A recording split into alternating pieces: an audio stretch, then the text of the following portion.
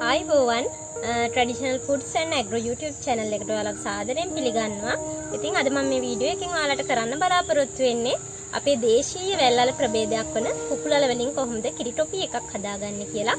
ඉතින් මම හිතුවා කිරි ටොපි එක හදන්න කලින් කුකුලල වර්ග කිහිපයක් තියෙනවා. ඒකෙන් කුකුලල වර්ග දෙකක් අරගෙන ඔයාලට පොඩි සංසන්දනාත්මක විස්තරයක් ගෙනෙන්න ඔබගේ වැඩිදුර දැනුම සඳහා අපි බලමු කොහොමද කුකුලල වර්ග දෙක හඳුනාගන්නේ කියලා.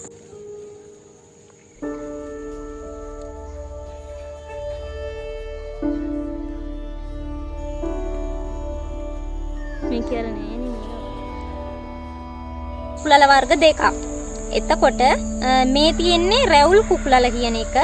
ඒ වගේම මේ තියෙන්නේ සූට කුකුලල කියන එක.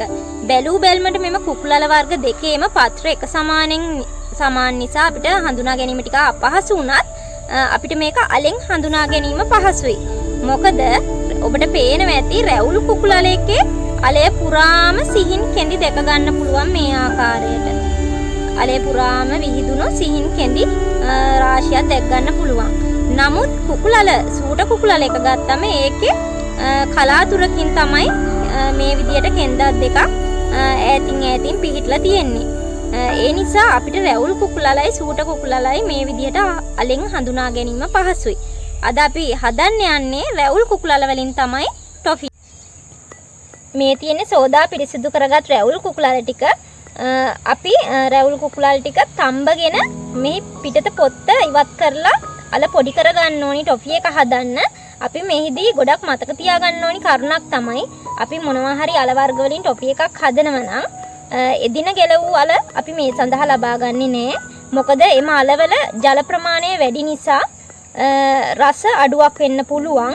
නමුත් අපි ගලවලා සතියක් දෙකක් පමණ මේක තිබ්බම මේකේ තියෙන ජල වාෂ්ප ප්‍රමාණය අඩු වෙලා මෙහි තියෙන පිටි ගතිය පොඩි වැඩිවීමක් වෙනවා. එතකොට ඔබට පේනවා ඇති මෙහෙම තිබ්බට පස්සේ ගලවලා සතියක් දෙකක් විතර මේ විදිහට රැලි ගැසෙන ස්වභාවයක් එනවා.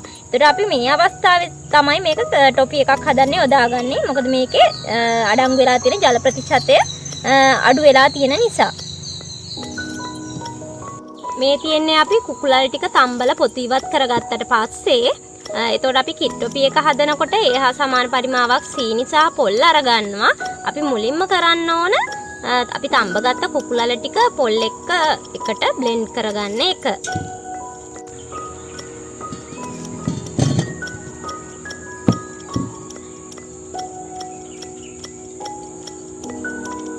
අපි මේ විදිහට කුකුලල් ටිකයි පොල් ටිකයි එකට දාලා හොඳට බ්ලෙන්ඩ් කරගන්න ඕන.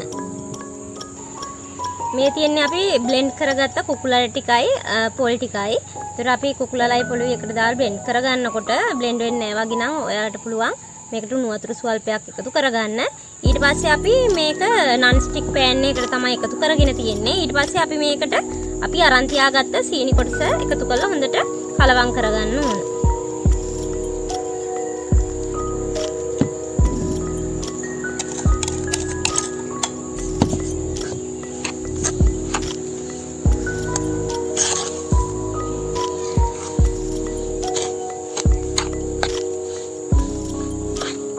මේ විදිහට හොඳින් මිශ්‍ර කරගෙන ඊට පස්සේ මේක ලිපේ තියලා හොඳින් හැඳි ගා ගන්න ඕන.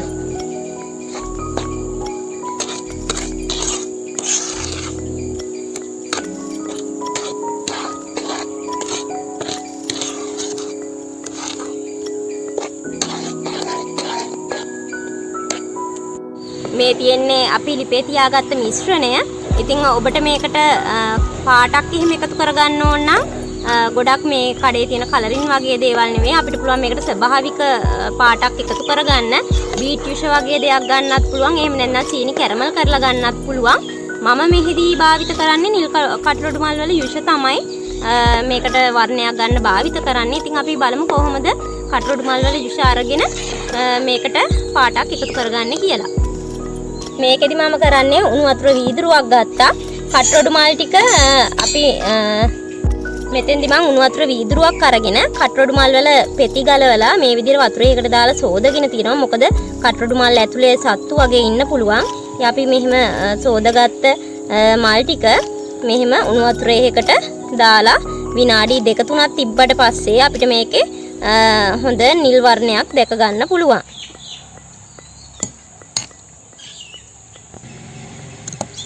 විනාඩි 2-3ක් ගියාට පස්සේ ඔබට දකින්න පුළුවන් මේ විදිහට හොඳ නිල් වර්ණයක් දැක ගන්න පුළුවන්.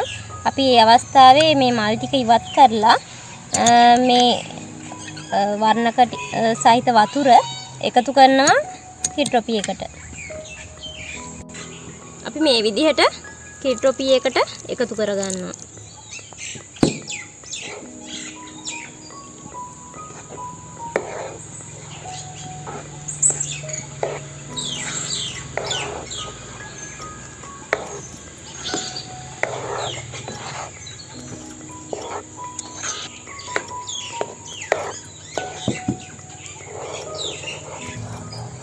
මේ විදිහේ නිල් වර්ණයක් දැක් ගන්න පුළුවන් මිශ්‍ර කරාට පසුව ඔබට පුළුවන් තවත් තදට නිල් වර්ණය අවශ්‍ය නම් වැඩිපුර කට්ටොඩු මල් දාලා යුෂ අරගන්න පුළුවන්.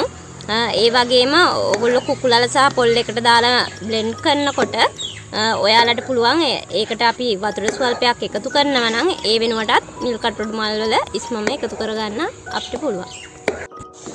මේ තියෙන කුකුලල කිට්ටොපි එක අපි හොඳට මේ මිශ්‍රණය මේ හැඳි ගා ගන්නකොට මේ විදිහට එක ගුලියට එන අවස්ථාවක් තියෙනවා. අපි කුකුලල කිට්ටොපි හදනකොට අනිත් කිට්ටොපි වලට වඩා අපිට ටික වෙලාවක් යනවා. මොකද මේක ටිකක් සෙවල අල වර්ගයක් නිසා මේ අපිට පදම ගන්න පොඩි වෙලාවක් යනවා සාමාන්‍ය කිට්ටොපි එකකට වඩා. මේ විදිහට ගුලියට එන අවස්ථාවක මේ අපි මේක ලිපෙන් බා ගන්න ඕන. අපි මේ විදිහට ලැල්ලක පොල් තෙල් ස්වල්පයක් ආලේප කරලා ඊට පස්සේ අපි මේ මිශ්‍රණය මේකට එකතු කරගන්නවා.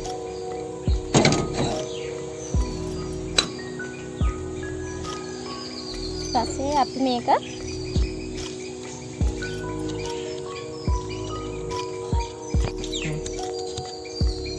මේ විදිහට කෙසෙල් කොලයකත් පොල් තෙල් ස්වල්පයක් ආලේප කරලා මේ විදිහට මේක හොඳට තුනී කරගන්න ඕන. අපි පොඩ්ඩක් මේක නිමුණට පස්සේ මේ විදිහට කෑලි කපා ගැනීම කරගන්න ඕන.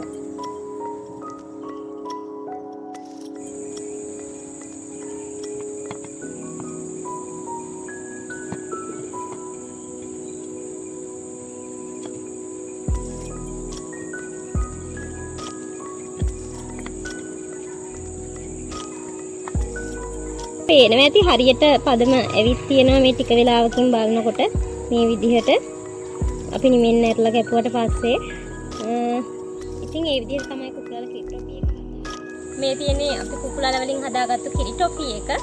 ඉතින් මේ වගේ දේශීය කෑම වලට ඔයාලත් කැමති නම් අද මගේ YouTube channel එක subscribe කරන්න.